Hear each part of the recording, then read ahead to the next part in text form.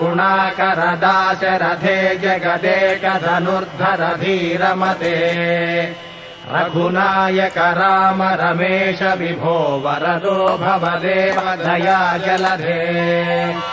अवनीतनया कमनीय करं रजनीकर चारुमुखाम्बुरुहम् रजनीचर राजतमो मिहिरं महनीयमहं रघुराममये सुमुखं सुहृदं सुलभं सुखदं स्वनुजं च सुखाय ममोघशरम् अपहाय रघूद्वहमन्यमहं न कथञ्चन जातु भजे विना वेङ्कटेशं ननाथो ननाथः सदा वेङ्कटेशं स्मरामि हरे वेङ्कटेश प्रसीद